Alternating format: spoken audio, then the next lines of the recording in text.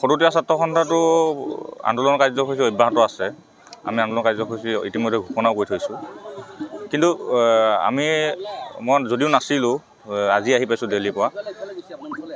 মই ফেচবুকত পেপাৰত পালোঁ যে অহা 19 তাৰিখ অৰ্থাৎ কাইলৈ সৰুতীয়া ছাত্ৰ সন্থা, তিৱা যুৱ ছাত্ৰ পৰিষদ, তিৱা সুৰক্ষা সমিতি আৰু মহিলা পৰিষদ বুলি পেলাই 4টা জাতীয় সংগঠনৰ নামত 12 ঘণ্টীয়া মধ্য অসম ঘোষণা কৰা পৰিলক্ষিত হৈছে। ইতিমধ্যে যি বন্ধ কাৰ্যসূচী ঘোষণা কৰিছে, সেই বন্ধ কাৰ্যসূচী বিভিন্ন পৰ্যায়ৰ পৰা আমালৈ টেলিফোন আহিছে যে বন্ধটো হ'ব নে নহয়। গতিকে আমি সৰুতীয়া ছাত্ৰ সন্থাই আমি বন্ধ ঘোষণা কৰা নাই আৰু সৰুতীয়া ছাত্ৰ সন্থা তাত জড়িত নহয়। এছাম ধুৰন্ধৰ 3-4জন যুৱকে লগ খাই সৰুতীয়া ছাত্ৰ সন্থাৰ নাম কলংকিত কৰিছে আৰু জাতি আমাৰ যি তিৱা জাতি, সেই জাতি যি কলংকিত কৰিছে তাক কিন্তু তিৱা ৰাইজে কোনো কাৰণত ক্ষমা নকৰে। আৰু অহাকালি যি বন্ধ আমি সৰুতীয়া ছাত্ৰ সন্থাই কোনো কাৰণত বন্ধ ঘোষণা কৰা নাই। আৰু যিসকলে বন্ধ ঘোষণা কৰিছে তেওঁলোকৰ ওপৰত কেনেধৰণে প্ৰশাসনে ব্যৱস্থা গ্ৰহণ কৰে সেইটো আমি ক'ব নোৱাৰিম। তেখেতসকলৰ ব্যৱস্থা কেনেকৈ ধৰণে কৰে, কিন্তু বন্ধটো আমি সৰুতীয়া ছাত্ৰ সন্থাই দিয়া নাই।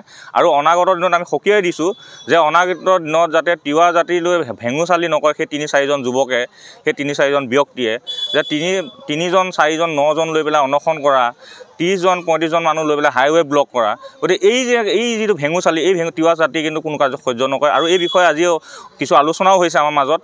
গতিকে তেখেতসকলক ইতিমধ্যে আমি চিনাক্ত কৰিছোঁ সেই ব্যক্তিসকলক। গতিকে তেওঁলোকক কিন্তু তিৱা জাতিৰ ৰাইজে কিন্তু মধ্য অসমৰ তিৱা ৰাইজে বা অন্য জাতি জনগোষ্ঠীৰ ৰাইজে কিন্তু তাৰ প্ৰত্যুত্তৰ তেওঁলোকক দিব। চেনিয়াম মালাং ডাঙৰীয়াইতো তিৱা ছাত্ৰ সন্থাৰ নামত কেইবাবাৰো বন্ধ ঘোষণা কৰিছিল।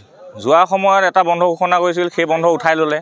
তাৰ পাছত পৰৱৰ্তী সময়ত যোৱা আগষ্ট মাহ নে ছেপ্টেম্বৰ মাহত বন্ধ ঘোষণা কৰিছিলে, সেই বন্ধ কোনো নহ'ল। তাৰ পৰিলক্ষিত বন্ধ উঠাই ল'লে নে নাললে সেইটো হেৰি নহয়। আজিও কালি বন্ধ হ'ব নহয় সেইটো আমি গম নাপাওঁ।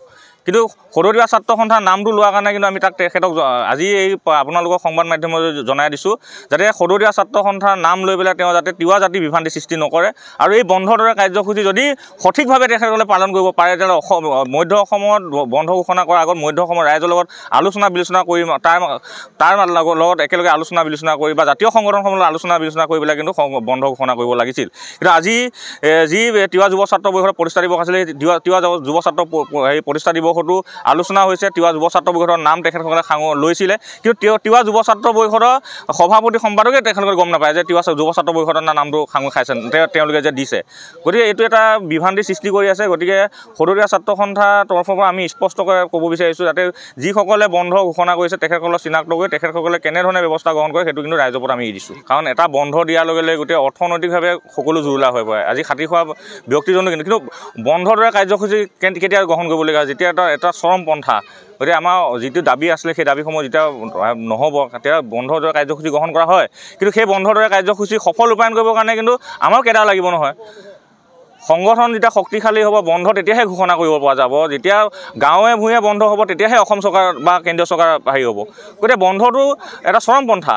গতিকে আমি বন্ধ বিৰোধিতা কৰোঁ, কিন্তু বন্ধটো সময়মতে কেতিয়াবা দিবলগীয়া হৈ যাব পাৰে। কিন্তু সেইটো আওতা লৈ পেলাই কিন্তু এছামে যাতে সুবিধা নলয় সেইটো কিন্তু আমি সৰুতীয়া ছাত্ৰ সন্থাক সকীয়াই দিছোঁ। সৰুতীয়া ছাত্ৰ সন্থা সভাপতি চেনিয়াম মালঙৰ নেতৃত্বত আৰু তিৱা যুৱ ছাত্ৰ পৰিষদ, সৰু তিৱা সুৰক্ষা সমিতি আৰু তিৱা মহিলা পৰিষদ এই আটাইকেইটা সংগঠন আছিলে। যৌথভাৱে যৌথ উদ্যোগত এই বন্ধটো নিৰ্ধাৰণ কৰা হৈছিলে। কিন্তু বিশেষ